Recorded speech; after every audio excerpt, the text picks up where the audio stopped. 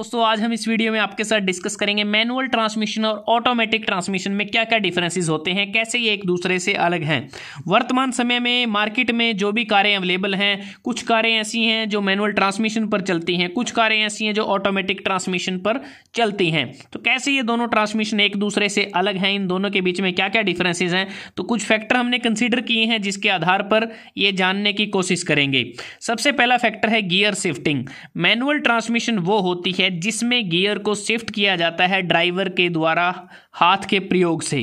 जो ट्रांसमिशन है बेसिकली क्या होती है, ट्रांसमिशन में हम जो इंजन पावर है उसको हम जो गाड़ी के व्हील्स हैं वहां तक लेकर जाते हैं गियर बॉक्स के माध्यम से। जो ऑटोमेटिक ट्रांसमिशन है, ऑटोमेटिक ट्रांसमिशन में क्या होता है कि ड्राइवर के हैंड के बिना गियर शिफ्ट हो जाते हैं ऑटोमेटिकली कार की स्पीड के अनुसार। और जो ऑटोमेटिक ट्रांसमिशन है इसके और भी वर्जन होते हैं, जैसे CVT, DCT, AMT। CVT मतलब कि continuously variable transmission, DCT dual clutch transmission और AMT automated manual transmission.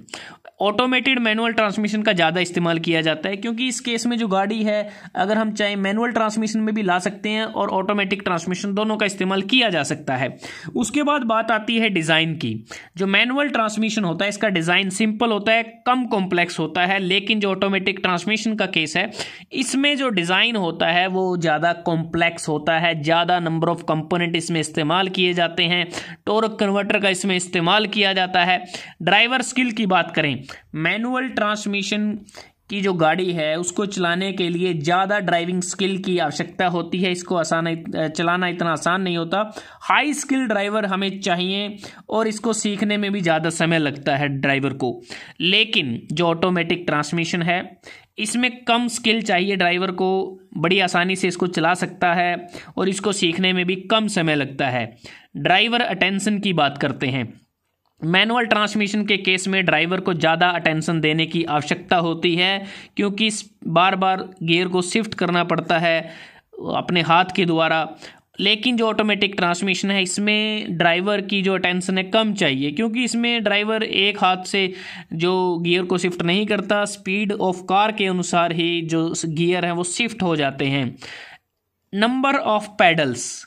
Manual transmission में 3 नंबर ऑफ पैडल होते हैं, क्लच पैडल होता है, ब्रेक पैडल होता है, एक्सेलरेशन पैडल होता है। लेकिन जो ऑटोमेटिक ट्रांसमिशन है इसमें 2 पैडल का इस्तेमाल किया जाता है, क्लच पैडल नहीं यूज़ करते, ब्रेक पैडल और एक्सेलरेशन पैडल का इसमें इस्तेमाल किया जाता है।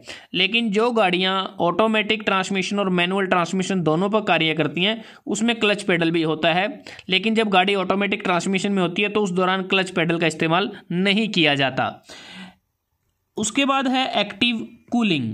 मैनुअल ट्रांसमिशन के केस में हमें एक्टिव जो कूलिंग है उसकी आवश्यकता नहीं होती, लेकिन ऑटोमेटिक ट्रांसमिशन के केस में एक्टिव कूलिंग की आवश्यकता रहती है क्योंकि इसमें जो ओवर हीटिंग की प्रॉब्लम कई बार हो जाती है।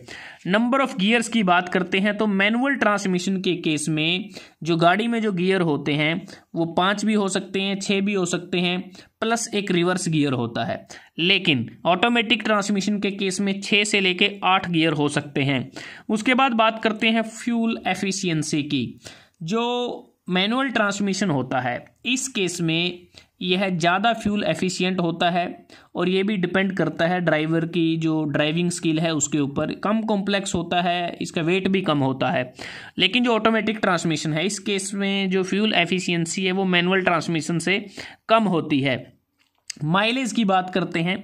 मैनुअल ट्रांसमिशन का माइलेज ज़्यादा होता है जबकि ऑटोमेटिक ट्रांसमिशन का जो माइलेज है वो कम होता है। Drive on steep heels. तो ये जो अगर आप देखें जो स्टीप हील्स होती है, एकदम चढ़ाई आ जाती है, तो उस दौरान क्या है कि जो मैनुअल जो ट्रांसमिशन है इस केस में अगर हम बात करें, मैनुअल ट्रांसमिशन के केस पे जो स्टीप हील्स है वहाँ पर गाड़ी को चलाना थोड़ा सा मुश्किल होता है, ईजी नहीं होता। लेकिन जो ऑटोमेटिक ट्रांसमिशन है इसमें बड़ी आसानी से स्टीप हिल्स पे ड्राइविंग की जा सकती है क्योंकि जो गाड़ी में गियर शिफ्टिंग है वो स्पीड ऑफ कार के अनुसार अपने आप ही हो जाएगी, लेकिन यहाँ ड्राइवर को ध्यान रखना पड़ता है। उसके बाद है ड्राइविंग इन ट्रैफिक। अब ड्राइविंग इन ट्रैफिक की बात करें, जो मैनुअल ट्रांसमिशन वाली गाड़ियाँ होती हैं ड्राइवर के द्वारा इनको ऑपरेट करना थोड़ा मुश्किल रहता है क्योंकि इसमें क्या है कि कांस्टेंट स्टॉपिंग हो जाती है, कई बार कांस्टेंट स्टार्टिंग भी हो जाती है, एकदम चलना भी पड़ सकता है, एकदम रुकना भी पड़ सकता है। तो इसमें क्या है कि शिफ्टिंग करनी पड़ती है ड्राइवर को गियर्स की। लेकिन जो ऑटोमेटिक ट्रांसमिशन है, जब हाई डेंसिटी होती है ट्रैफिक की, तो उस केस में इसको चलाना आसान रहता है, क्योंकि चाहे कांस्टेंट स्टॉपिंग है चाहे फिर कांस्टेंट स्टार्टिंग है, गाड़ी को तो ऑटोमेटिक ही गियर को चेंज करना है, तो ड्राइवर का इंटरफेरेंस कम रहता है इसमें। उसके बाद आती है मेंटेनेंस कॉस्ट। अगर हम बात करते हैं मेंटेनेंस कॉस्ट की, मैनुअल ट्रांसमिशन के कॉस्ट केस में ये कम होती है, क्योंकि इसमें बहुत ही कम मेंटेनेंस की हमें आवश्यकता पड़ती है। लेकिन ऑटोमेटिक ट्रांसमिशन के केस में जब भी हमें मेंटेनेंस करनी होगी तो ज़्यादा मेंटेनेंस की आवश्यकता होती है, और इसकी जो मेंटेनेंस कॉस्ट है वो भी ज़्यादा होती है। अगर हम बात करते हैं कॉस्ट की, कि इन दोनों में जिन गाड़ियों में हम मैनुअल ट्रांसमिशन यूज़ करते हैं उस गाड़ी की कॉस्ट क्या रहती है, जिस गाड़ी में ऑटोमेटिक ट्रांसमिशन का इस्तेमाल करते हैं उसकी कॉस्ट क्या रहती है। मैनुअल ट्रांसमिशन वाली जो गाड़ियां होती हैं उनकी कॉस्ट कम होती है, जबकि ऑटोमेटिक ट्रांसमिशन वाली गाड़ियों की जो कॉस्ट है वो ज़्यादा होती है। उसके बाद रीसेल वैल्यू की अगर हम बात करें, जो रीसेल वैल्यू होती है मैनुअल ट्रांसमिशन की कम होती है, रीसेल वैल्यू ऑटोमेटिक ट्रांसमिशन की ज़्यादा होती है।